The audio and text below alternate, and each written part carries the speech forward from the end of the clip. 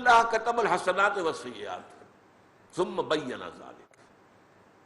دیکھو اللہ نے نیکیاں اور بدیاں طے کر دی ہیں، یہ کام نیکی کے ہیں، یہ کام بدی کے ہیں، اور ان کو ظاہر بھی کر دیا ہے. وہ حدیث ہم پڑھ چکے ہیں، الحلال بین والحرام بین. حلال بھی بالکل واضح ہے، حرام بھی بالکل واضح ہے. تو اللہ نے واضح کر دیا نیکی کیا ہے، بدی کیا ہے. اب اس کے بعد فرمایا فَمَنْ هَمَّ بِحَسَنَةٍ فَلَمْ يَعْمَلْهَا كَتَبَهَا اللَّهُ عِنْدَهُ حَسَنَةً كَامِلَةً. جس شخص نے کسی نیکی کا ارادہ کیا لیکن اس پر عمل نہیں کر سکا، اب یہ نہیں کیا اس نے عمل، یہ بھی ہو سکتا ہے کہ حالات نے اجازت نہ دی ہو، یہ بھی ہو سکتا ہے کہ بعد میں اپنا ارادہ ہی کمزور پڑ گیا ہو، لیکن اس نے ارادہ کیا تھا، اس ارادے پر بھی اسے مکمل نیکی کی جزا مل جائے گی. نحمدہ ونصلی علی رسولہ الکریم، اما بعد فاعوذ باللہ من الشیطان الرجیم، بسم اللہ الرحمن الرحیم. قال اللہ تبارک و تعالی کما ورد فی سورۃ البقرہ اللہ ولی الذین آمنوا یخرجهم من الظلمات الی النور. وقال عز وجل كما ورد في سورة يونس ألا إن أولياء الله لا خوف عليهم ولا هم يحزنون الذين آمنوا وكانوا يتقون لهم البشرى في الحياة الدنيا وفي الآخرة لا تبديل لخلق الله ذلك هو الفوز العظيم. وقال عز وجل كما ورد في سورة قاف وَلَقَدْ خَلَقْنَا الْإِنسَانَ وَنَعْلَمُ مَا تُوَسْوِسُ بِهِ نَفْسُهُ وَنَحْنُ أَقْرَبُ إِلَيْهِ مِنْ حَبْلِ الْوَرِيدِ.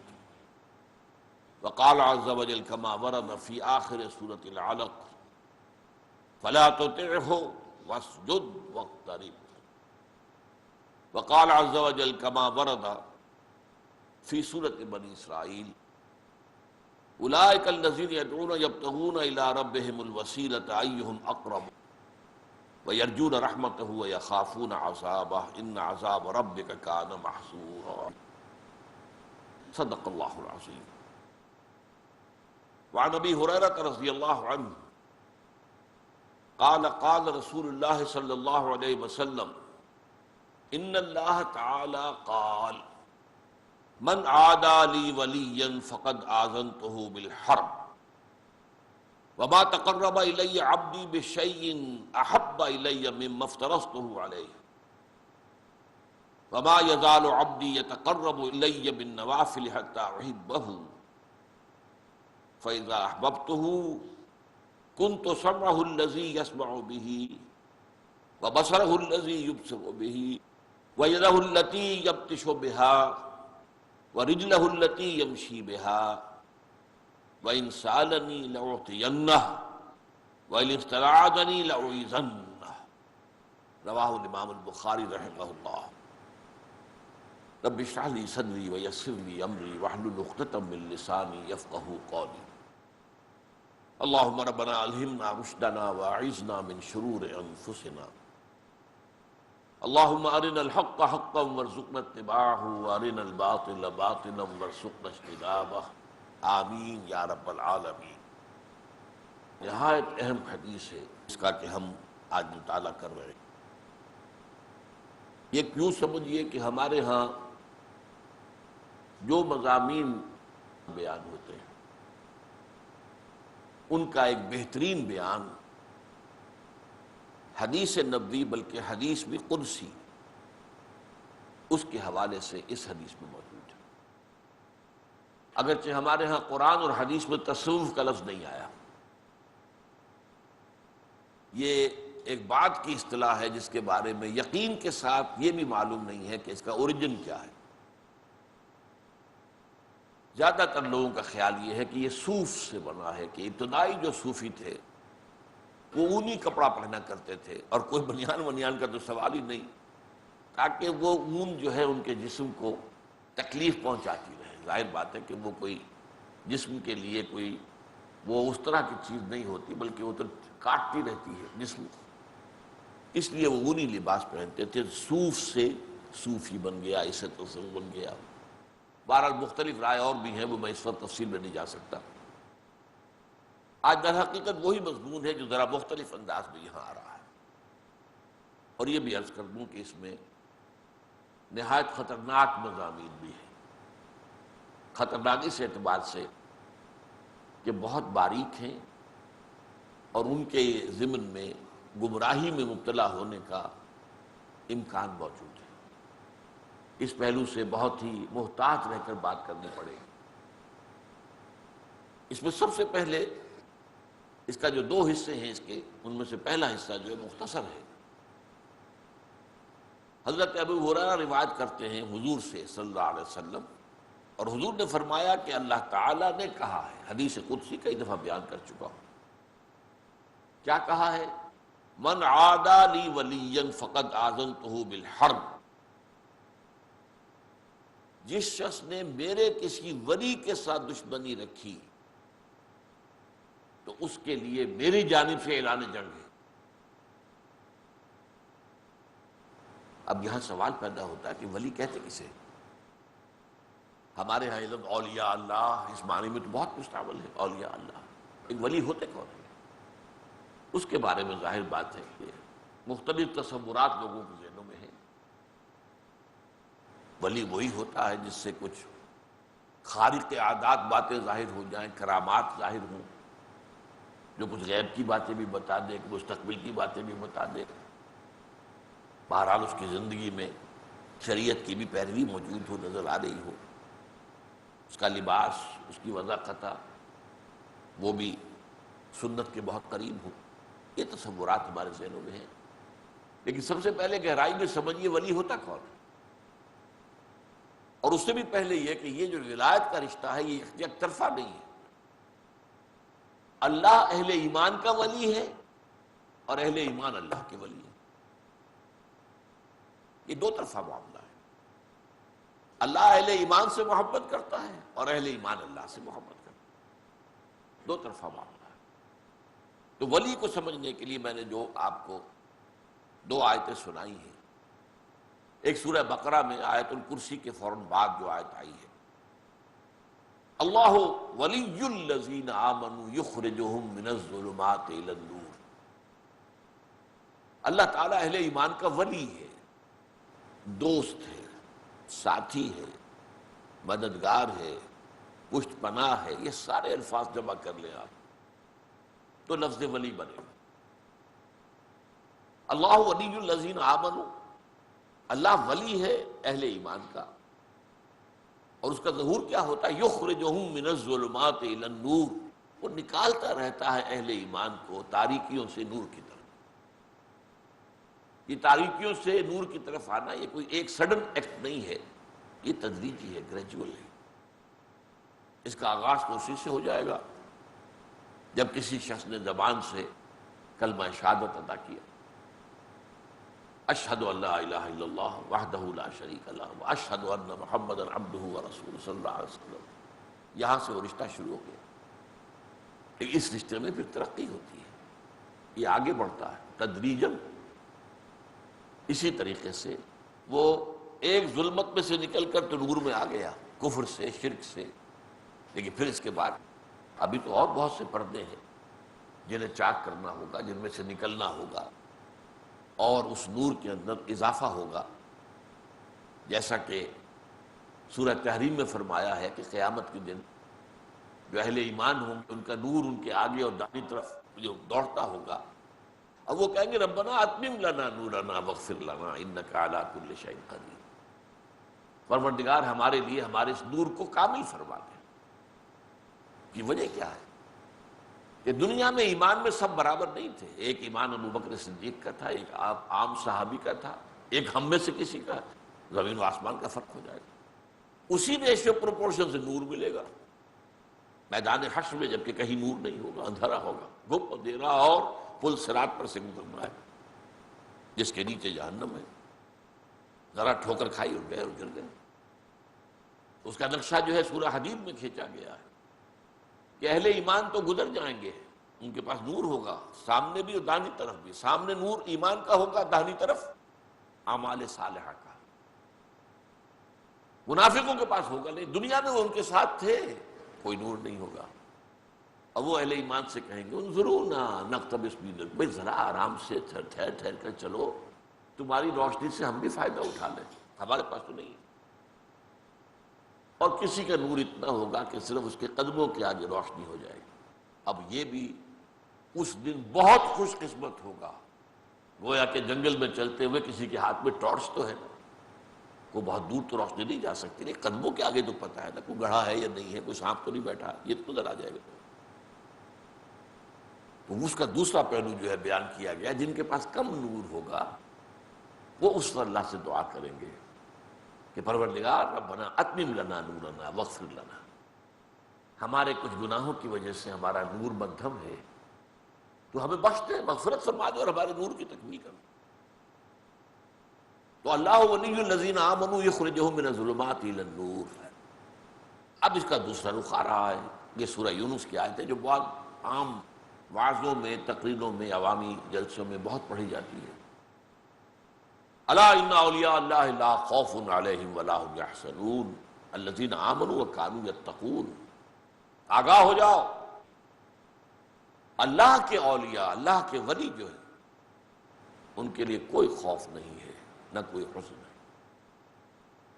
لہم البشریٰ فی الحیات الدنیا الذین آمنوا وکانوا یتقون. اور یہ کون ہے؟ جو ایمان لائے اور پھر تقویٰ کی روش پر گامزن رہے. ان کے لیے بشارتیں ہیں دنیا کی زندگی میں بھی اور آخرت میں بھی.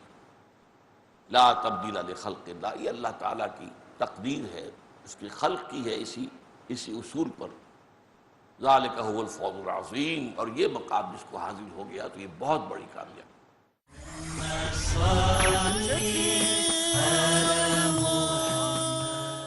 اب اس کا تجزیہ کیجیے، یعنی ولی کون ہے اس کو ڈیفائن کر دیا. الذین آمنوا وکانوا یتقون، وہ لوگ جو ایمان لائے اور انہوں نے تقوی کی روش اختیار کی. ایمان لائے کا مطلب ابھی میں نے بیان کیا، پہلا قدم تو ہو گیا شہادت، وربل اٹیسٹیشن. دوسرا قدم دل میں یقین پیدا ہو جانا. وَلَمَّا يَدْخُلِ الْإِيمَانُ فِي قُلُوبِكُمْ، بہت مرتبہ یہ آیت آئی ہے سورہ حجرات کی میرے بیان میں. ابھی تک ایمان تمہارے دلوں میں داخل نہیں ہوا، یہ بدو دعویٰ تو کر رہے ہیں لیکن یہ اسلام لائے ہیں، ایمان ابھی نہیں لائے. ایمان تو تب ہوگا جب کہ دل کے اندر یقین پیدا ہو. اور پھر اس سے بھی اگلا مرحلہ ہے، دل کے اس یقین کی انٹینسٹی اتنی ہو جائے کہ اتنا یقین ہو جیسے کہ اپنی آنکھوں سے کسی چیز کو دیکھ کر ہوتا ہے، جسے عین الیقین کہا جاتا ہے. یہ یقین کا درجہ، یہی احسان. گویا کہ میں اللہ کو دیکھ رہا ہوں، یا یہ یقین تو کم سے کم ہو جائے کہ اللہ مجھے دیکھ رہا ہے، میں اللہ تعالیٰ کی نگاہوں میں ہوں. تو یہ اس ایمان کے درجے ہوتے چلے جائیں، درجہ اول، درجہ دوم، درجہ سوم، اور اسی کا نام احسان ہے. یقین اس درجے ہو جانا کہ گویا کہ انسان اللہ کو دیکھ رہا ہے، کم سے کم یہ استحضار رہے ہر وقت کہ اللہ کی نگاہوں میں ہوئے. اسی طرح تقویٰ کے ہی مراحل ہیں. یہ جو شراب کی حرمت کے ضمن میں آخری آیتیں آئیں سورہ مائدہ میں 91 92 اور پھر 93 میں، جو لوگوں کو تشویش پیدا ہو گئی کہ ایسی نجس چیز تھی تو ہمیں تو پیتے ہوئے کسی کو 60 برس بیت گئے، فرض کی 63 برس کی عمر اس وقت تھی، تو کتنا عرصہ ہو گیا ہوگا، 170 برس کا تھا. اور یہ میں بتا چکا ہوں عرب کے کلچر کا یہ جزو لازم تھا، جیسے آج مغرب کی تہذیب میں جزو لازم ہے شراب کے بغیر کسی کھانے کا تصور نہیں ہے، کھانے کے ساتھ جو ہے شراب تو ہوگی. لیکن جب یہ لوگوں میں تشویش پیدا ہوئی تو فرمایا گیا لیس علی الذین آمنوا وعملوا الصالحات جناح فیما طعموا. وہ لوگ جو ایمان اور عمل صالح پر گامزن تھے ان پر کوئی الزام نہیں، کوئی ملامت نہیں، کوئی گناہ نہیں، کوئی پرسش نہیں اس میں جو وہ پہلے کھا چکے. اس آخری حکم کے آنے سے پہلے جو کچھ کھایا پیا وہ معاف ہے. اذا اتقوا، جبکہ انہوں نے تقوی پر روش برقرار رکھی، وآمنوا وعملوا الصالحات، اور مزید ایمان لائے اور مزید عمل صالح کیے. ثم اتقوا وآمنوا، پھر اور تقوی میں بڑھے اور ایمان میں بڑھے. ثم اتقوا واحسنوا، پھر اور تقوی ہوا اور احسان کے درجے پر فائز ہو گئے. میں نے کیا بات بتانی چاہیے آپ کو؟ ایمان اور تقوی دونوں کے تین مراحل ہیں، تین درجے. ایمان میں اقرار باللسان، پھر یقین قلبی، اور پھر یقین کی انٹینسٹی، اور تقوی ابتدائی، دوسرا، تیسرا. اب اس میں میں ذرا تھوڑا سا تجزیہ کر کے آپ کو بتا دوں اس ایمان کے ثمرات کیا ہیں، ایمان کا ظہور کن شکلوں میں ہوتا ہے. ایک تو ایمان کے خارجی ثمرات ہیں. یوں سمجھیے کہ مثال دے رہا ہوں آپ کو کہ ایک درخت ہے، آم کا درخت ہے تو آم لگیں گے. ایمان ایک ایسا درخت ہے کہ جس میں دو طرح کے پھل لگتے ہیں، ایک ظاہری جو نظر آتے ہیں، ایک باطنی پھل لگتے ہیں جو نظر نہیں آتے. ظاہری پھل کیا ہے؟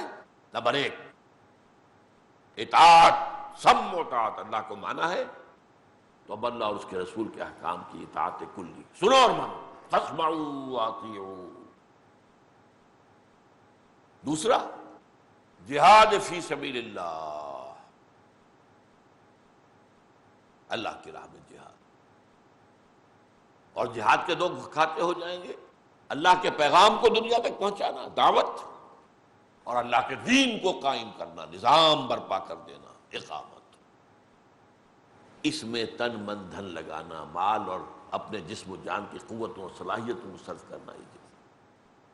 اب یہ وہ چیزیں ہیں جو میں نے عرض کیا کہ جو خارجی جو ہے نظر آ جائے گا کسی شخص میں اطاعت ہے یا نہیں ہے، نماز پڑھتا ہے یا نہیں پڑھتا، روزہ رکھتا ہے کہ نہیں رکھتا، کیا ہے اس کے اندر، ہے کہ نہیں ہے، حلال و حرام پر کاربند ہے کہ نہیں، نظر تو آ جائے گا.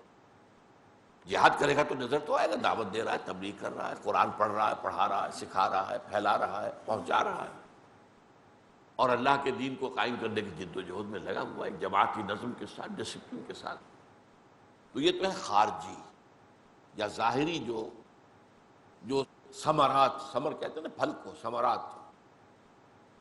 ایک خاص قسم کا آم آپ کو معلوم ہے جو آج موسم ہے آم کا، ثمر بہشت اس کا نام رکھا گیا ہے. بہشت کا گویا کہ پھل ہے، وہ بہت اونچی کوالٹی آموں کی ثمر بہشت ہے، چونسا جس کو کہ پھر اس کی ایک خاص صورت. بہرحال دوسرے باطنی ہے.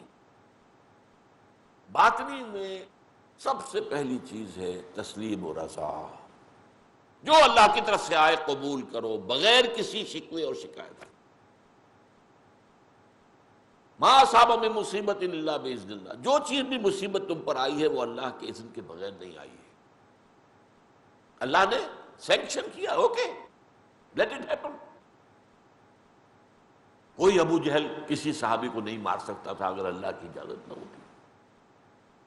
کوئی ابو جہل سمیہ اور یاسر کو قتل نہیں کر سکتا تھا رضی اللہ تعالیٰ عنہما جب تک اذن رب نہ ہوتا. اذن رب نہ ہوتا تو ہاتھ ہی شل ہو جاتا، ہاتھ اٹھتا ہی نہ وہ گھوڑا مارنے کے لیے. اب جو اللہ کی طرف سے آئے اسے من جانب اللہ سمجھ کر صبر و استقامت اور ہر اللہ کی تقدیر پر راضی رہنا، راضی برضا. اس کے بڑے اونچے اونچے مقامات ہیں، وہ اس وقت بیان کرنے کا موقع نہیں. رضائے حق پہ راضی رہے، یہ حرف آرزو کیسا یوں ہو جائے. ارے تم کون ہوتے ہو؟ تم اللہ کو سجیسٹ کرنا چاہ رہے ہو کچھ؟ ہو رہی ہو. رضائے حق پہ راضی رہے، یہ حرف آرزو کیسا. خدا خالق، خدا مالک، خدا کا حکم، تو کیسا؟ ہو رہی ہو. یہ بڑا عارفانہ شعر ہے اکبر الآبادی کا، اگرچہ وہ مشہور تو ہے مزاحیہ شاعری کے لیے. رضائے حق پہ راضی رہے، یہ حرف آرزو کیسا. خدا خالق، خدا مالک، خدا کا حکم، تو کیسا. تو یہ رضائے رب، راضی برضائے رب، تسلیم و رضا. ہم بھی تسلیم کی خو ڈالیں گے، بے نیازی تیری عادت ہی صحیح ہے. اللہ ٹھیک ہے، سر تسلیم خم ہے، جو مزاج یار میں آئے ہم حاضر ہیں، جو تیرا جو بھی فیصلہ ہے دل سے قبول ہے.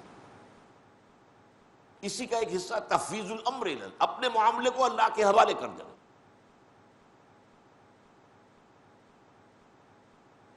یہ بھی ایک ذہنی کیفیت ہے، اندر کی نفسیاتی کیفیت.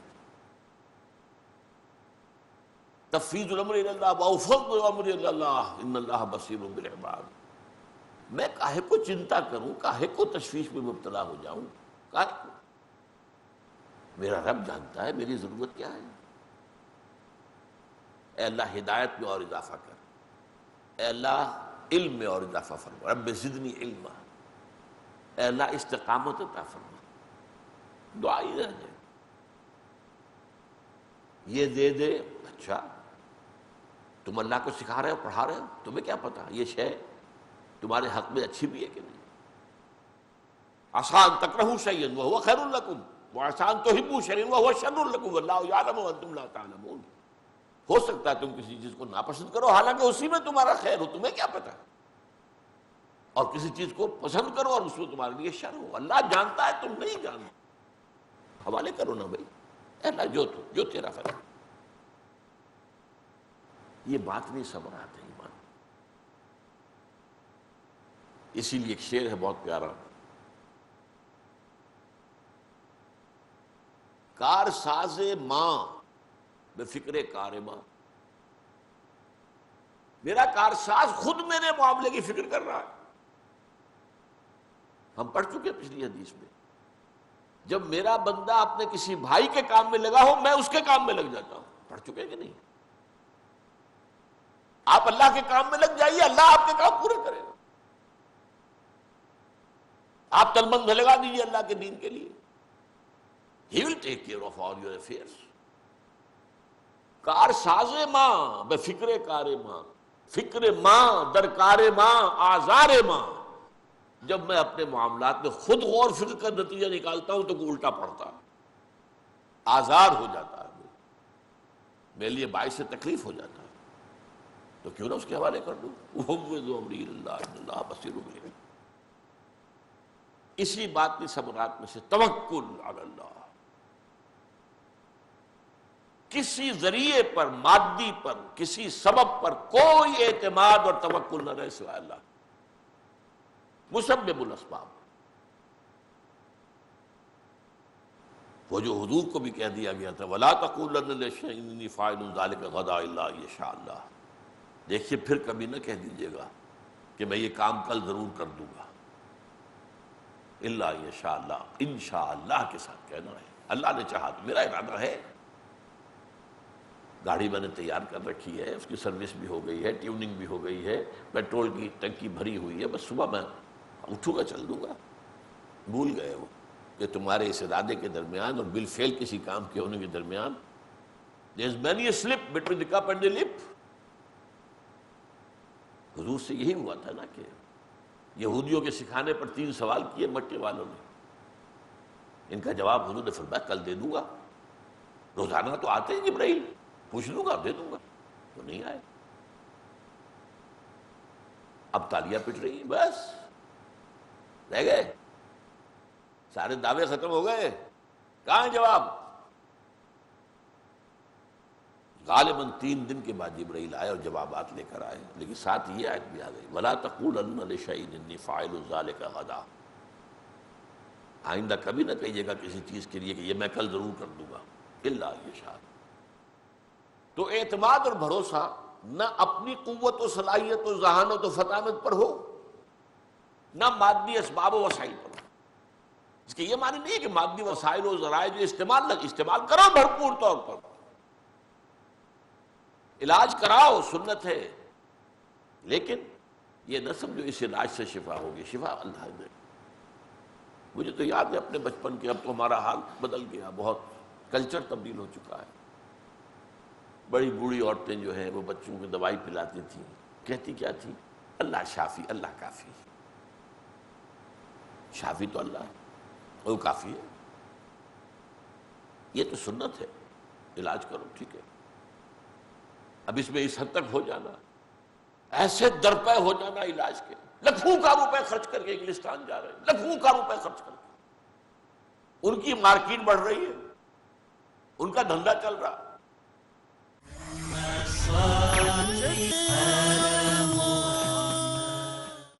رضائے حق پہ راضی رہے، یہ حرف آرزو کیسے؟ خدا خالق، خدا مالک، خدا کا حکم تو کیسے؟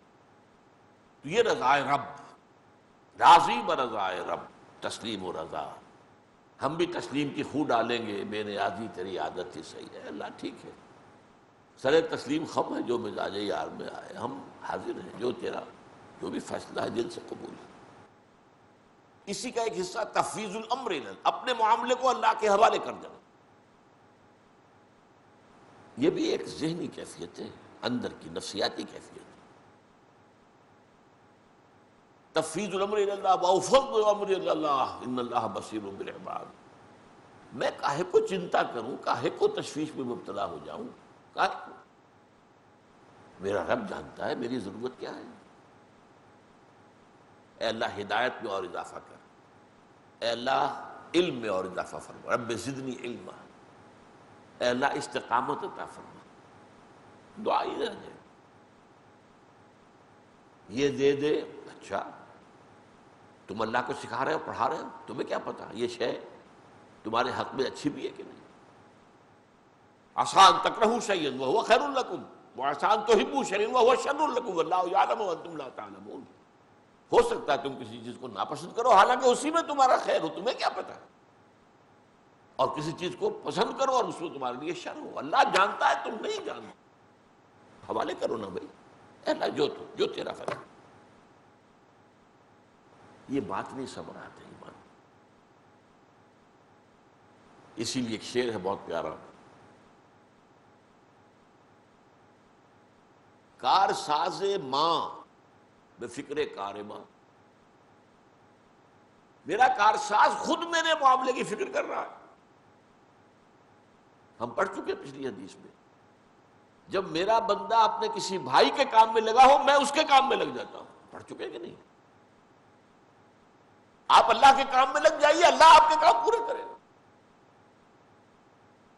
آپ تلبند لگا دیجیے اللہ کے دین کے لیے، He will take care of all your affairs۔ کار ساز ماں بے فکر کار ماں، فکر ماں در کار ماں آزار ماں۔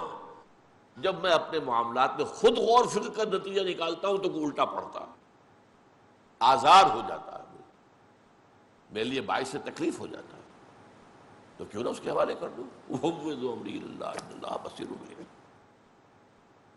اسی بات کی ثمرات میں سے توکل علی اللہ،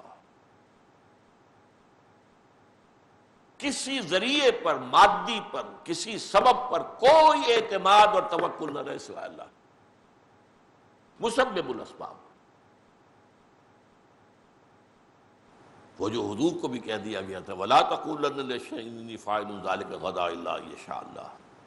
دیکھیے پھر کبھی نہ کہہ دیجیے گا کہ میں یہ کام کل ضرور کر دوں گا، الا یشاء اللہ، انشاءاللہ کے ساتھ کہنا ہے، اللہ نے چاہا تو۔ میرا ارادہ ہے،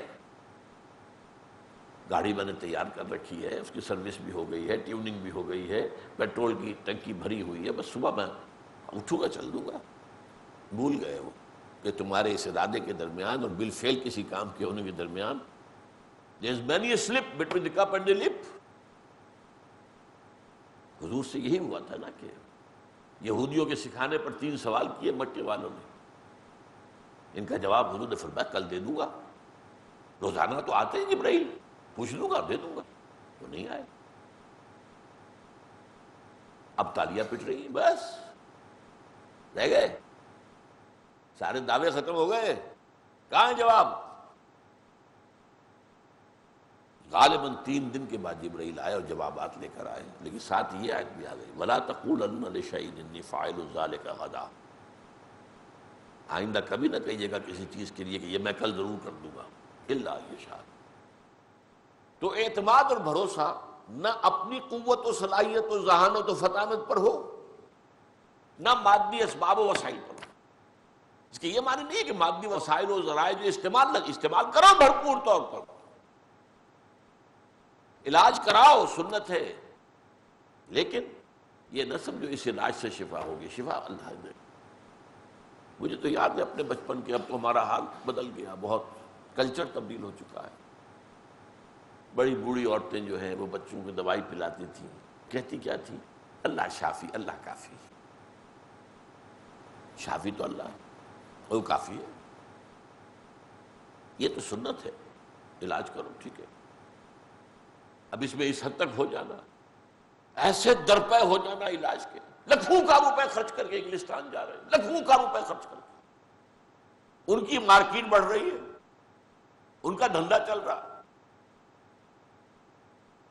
یہ نہیں، اور اس کے لیے اپنا جو ہے سب کچھ بیچ باچ دیا، یہ کر دیا وہ کر دیا، نہیں، جس حد تک آپ کے پاس مناسب ہے، جو ذرائع ہیں، علاج کرائیے، لیکن شفا تو اللہ کے ہاتھ میں، اللہ شافی، اللہ کافی۔ اسی میں اب تین چیزیں اور شامل کر دی، محبت، والذین آمنوا اشد حبا للہ، شدید ترین محبت اللہ کے ساتھ، اور پھر اس میں بریکٹ کیا گیا رسول کو، قل ان کان آباؤکم وابناؤکم واخوانکم وازواجکم، اور تمہارے مکانات، تمہارے باپ، تمہارے بیٹے، تمہارے بھائی، تمہارے رشتہ دار، تمہاری بیویاں یا شوہر، ومساکن ترضونھا، اور وہ گھر، وتجارت تخشون کسادھا، اور وہ تجارت جس کا کہ کساد کا اندیشہ رہتا ہے، تم بندہ نہ ہو جائے، اور وہ محل جو تم نے تعمیر کیے بڑے پسند ہیں تمہیں، اگر یہ چیزیں محبوب تر ہیں اللہ سے اور اس کے رسول سے اور اس کی راہ میں جہاد کرنے سے، فتربصوا حتی یاتی اللہ بامرہ، تو جاؤ دفع ہو جاؤ، بیٹھو انتظار کرو، اللہ اپنا فیصلہ سنا دے گا۔ تو محبت اللہ کی شدید ترین، اور اس محبت میں پھر اللہ کے رسول کی محبت اور اللہ کے لیے جہاد کی محبت۔ یہ محبت جو ہے وہ صرف حمد کے ترانوں میں اور نعت کے لہک لہک کے پڑھنے میں نہیں ہے، اس محبت کے ساتھ دوسرا پہلو ہوتا ہے حمیت، اللہ کی حمیت، اللہ کا دین اور پامال ہے، اور میں اپنے دھندوں میں لگا ہوا ہوں، اپنا کاروبار، اپنا دھندا، اپنی ملازمت، اپنا پروفیشن، ایکسلنس ہو رہی ہے پروفیشن کے اندر، خدا کے بندے اللہ کے دین کو دیکھ، وہ پامال ہے، حمیت کہاں گئی؟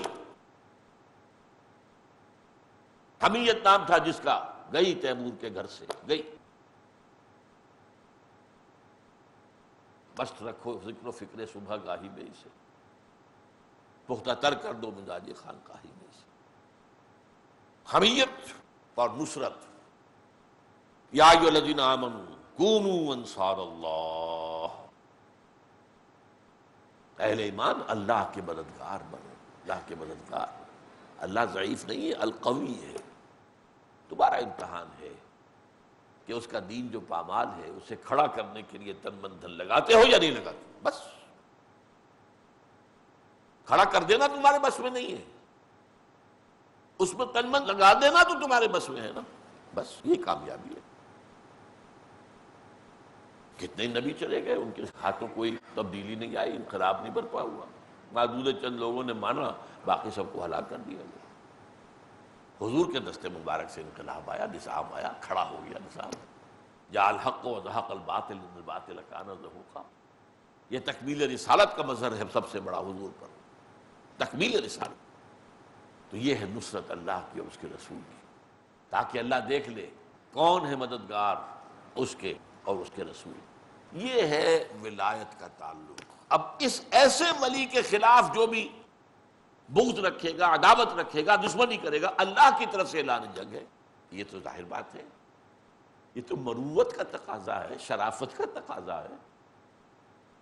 اگر ایک شخص اللہ کی حمایت میں لگا ہوا ہے تو اس کے دشمن جو ہے اللہ کے دشمن ہو گئے، فقط آذنتہ بالحرب، اگرچہ اس میں یہ نہیں ہوتا کہ آنے واحد میں ختم کر دیے جائیں، یہ نہیں ہوا مکے میں کہ جیسے ابو جہل نے حضور پر زیادتیاں شروع کی فوراً ختم کر دیا گیا، نہیں، اللہ کی اپنی سنت ہے، وہ اہل ایمان کو بھی پہلے اچھی طرح ٹھوک بجا کر دیکھتا ہے، امتحانات، اور امتحان کافروں کے ہاتھوں آئیں گے نا، اگر کافر اول دن ختم ہو جاتے تو امتحان کہاں سے آتا، کس کے ہاتھوں آتا، آزمائش کس کے ہاتھوں آتا، وہ تو آزمائش جب آتی تو پتہ چلتا ہے کون کتنا کھرا ہے کتنا کھوٹا ہے، کس میں کوئی کھوٹ ہے یا نہیں ہے۔ احسب الناس ان یترکوا ان یقولوا آمنا وهم لا یفتنون، کیا لوگوں نے سمجھا تھا کہ اسی پر چھوڑ دیے جائیں گے کہ ہم ایمان لے آئے کہہ دیں، اور انہیں آزمایا نہیں جائے گا؟ وَلَقَدْ فَتَنَّا الَّذِينَ مِن قَبْلِهِمْ، ہم نے تو آزمایا ہے ان سب کو جو ان سے پہلے آئے، فَلَيَعْلَمَنَّ اللَّهُ الَّذِينَ صَدَقُوا وَلَيَعْلَمَنَّ الْكَاذِبِينَ۔ اللہ تو دودھ کا دودھ پانی کا پانی علیحدہ کر دے گا۔ یہ ہے سچے جس نے اپنا وعدہ پورا کیا، عہد نبھایا، اور یہ ہیں جھوٹے جنہوں نے وعدے کیے تھے جھوٹے تھے۔ تو یہ بات جو ہے فطری ہے، من عادى لي وليا فقد آذنته بالحرب۔ یہ تو ہے پہلا حصہ، اور اس میں ہمارا وقت ختم ہو گیا، حالانکہ یہ تو چھوٹا حصہ تھا۔ اب جو خطرناک موضوع ہے وہ اگلا ہے۔ اس میں ایک بہت عظیم مسئلہ سامنے آ رہا ہے، اس کا سمجھنا بہت ضروری ہے۔ تقرب الی اللہ کے دو مراحل بیان کیے اس حدیث میں۔ فرمایا ما تقرب الی عبدی بشیء احب الی مما افترضته علیہ۔ میرا بندہ جب میرا قرب حاصل کرنے کی کوشش کرتا، تقرب جو ہے باب تفاعل ہے، محنت سے کوئی کام کرنا، کوئی چیز حاصل کرنا محنت کے ساتھ، تقرب تعلم علم حاصل کرنا محنت کے ساتھ، مسلسل پہم جد و جہد کے ساتھ۔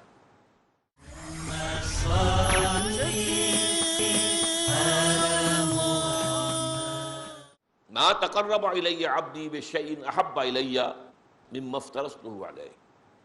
میرا بندہ جب میرا قرب حاصل کرتا ہے تو جن چیزوں سے حاصل کرتا ہے ان میں مجھے محبوب ترین وہ ہیں کہ جو میں نے اس پر فرض کر دی۔ اس کے برعکس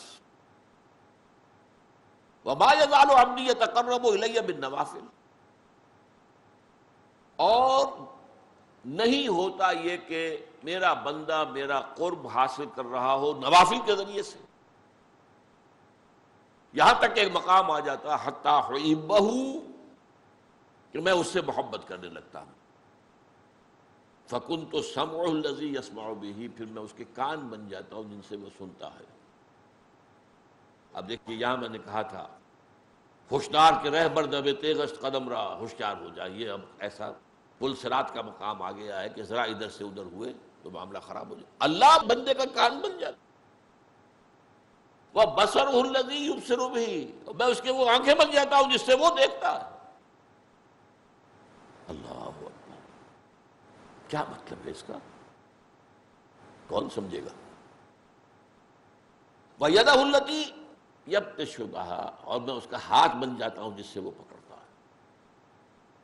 وَرِجْلَهُ الَّتِي يَمْشِي بِهَا، اور اس کے پاؤں بن جاتا ہوں جس سے وہ چلتا ہے۔ اللہ اکبر، اللہ بندے کے پاؤں بن جاتا، یہ کون سا مقام ہے؟ اب ان دونوں میں بلند تر کون سا مقام ہے؟ دیکھیے یہاں بھی وہی بات آئے گی، میں نے عرض کیا ہے کئی دفعہ، جہاد کے 3 مراحل ہیں، نفس کے خلاف جہاد، باطل نظریات کے خلاف جہاد، اور نظام باطل کے خلاف جہاد۔ سب سے اونچا کون سا ہے؟ نظام باطل کے خلاف جہاد۔ اہم ترین کون سا ہے؟ نفس کے خلاف جہاد۔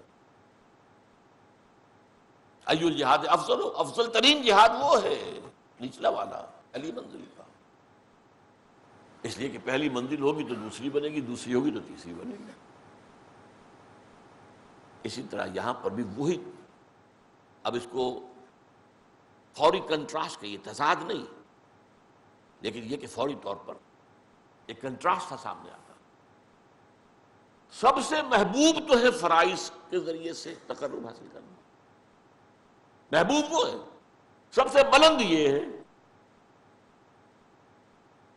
اب اس میں پہلی بات تو سمجھنے کی یہ ہے کہ اللہ سے تقرب کے معنی کیا ہے؟ کیا اللہ کہیں دور ہے؟ وہ سیڑھی چڑھ کے جانا پڑے گا اس کو؟ یہ تو نہیں ہے، وہ تو میں نے آیت آپ کو سنا دی، سورہ قاف، وَلَقَدْ خَلَقْنَا الْإِنسَانَ وَنَعْلَمُ مَا تُوَسْوِسُ بِهِ نَفْسُهُ وَنَحْنُ أَقْرَبُ إِلَيْهِ مِنْ حَبْلِ الْوَرِيدِ۔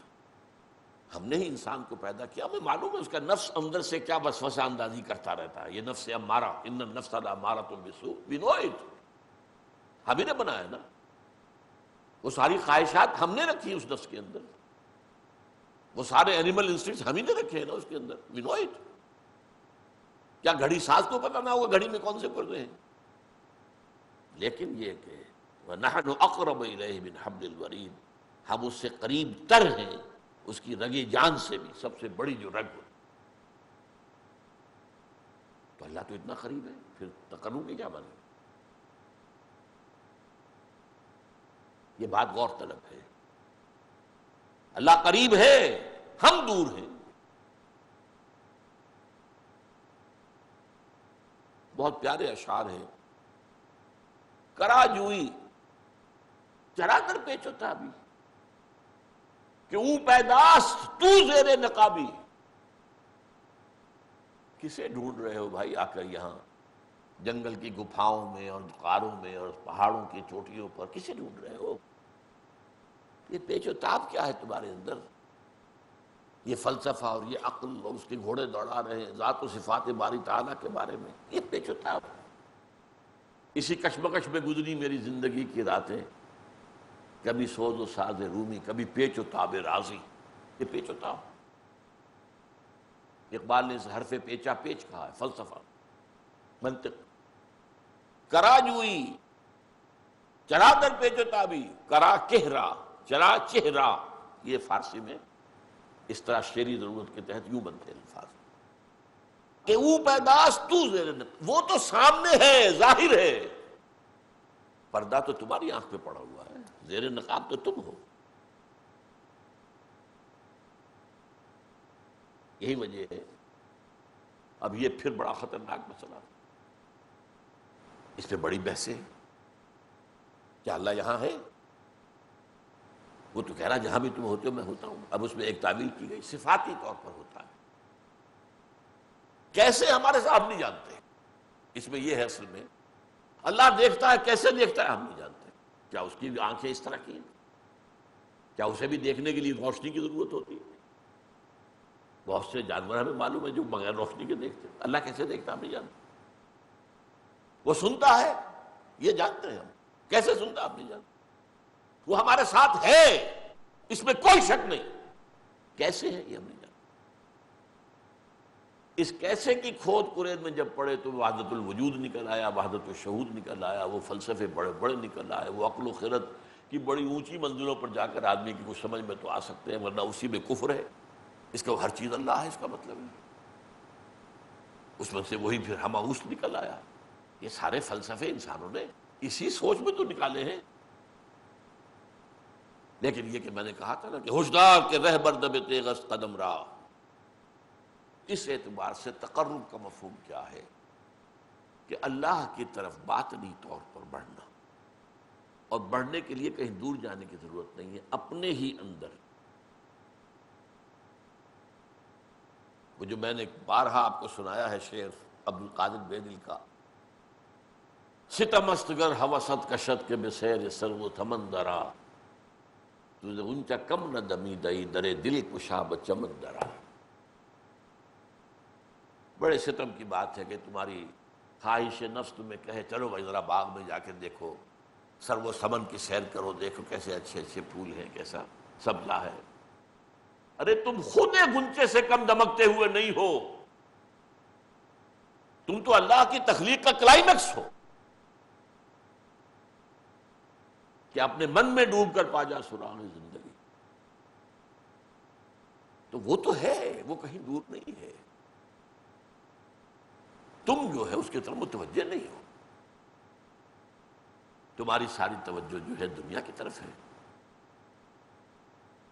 تمہاری ساری بھاگ دوڑ دنیا کے لیے، تمہاری ساری سوچ بچار دنیا کے لیے، تم اس کی طرف متوجہ نہیں ہوتے۔ ہم تو مائل بکرم ہیں، کوئی سائل ہی نہیں، راہ دکھلائیں کسے رہنم منزل ہی نہیں۔ یہ جو حدیث میں آتا ہے کہ رات کے آخری حصے میں اللہ سمائے دنیا تک اتر آتا ہے، کیسے اتر آتا ہے یہ ہم نہیں جانتے۔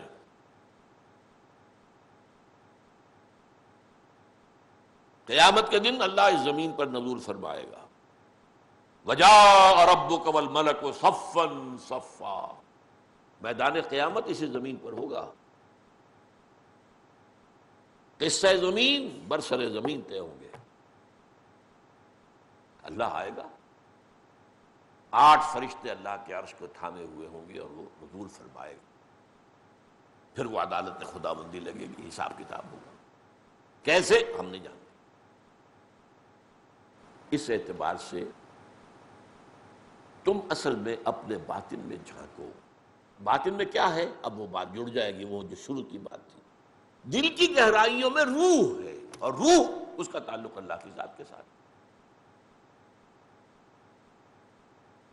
روح کی طرف توجہ نہیں تمہاری، تمہارا سارا توجہ ہے وہ جسد مادی کی طرف ہے، اس کے تقاضوں کی طرف ہے، اس کی ضروریات کی طرف ہے، اسی میں مصروف ہے۔ روح کی طرف متوجہ ہو کر انسان تقرب حاصل کرتا ہے کہ او پیداش تو زیر نقابی هو الاول والآخر والظاہر والباطن، سب سے ظاہر ہستی تو اسی کی ہے، ہاں سب سے مخفی بھی وہی ہے،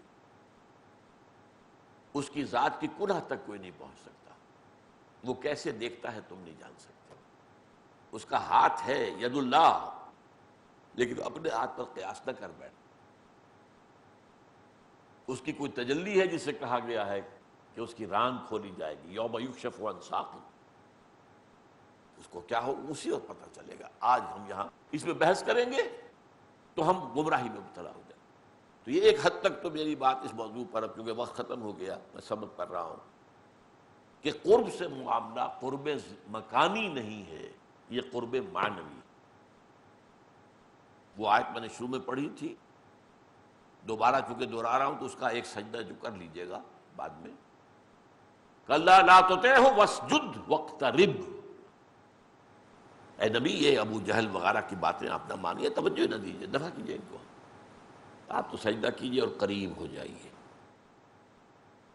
اور حدیث میں آتا ہے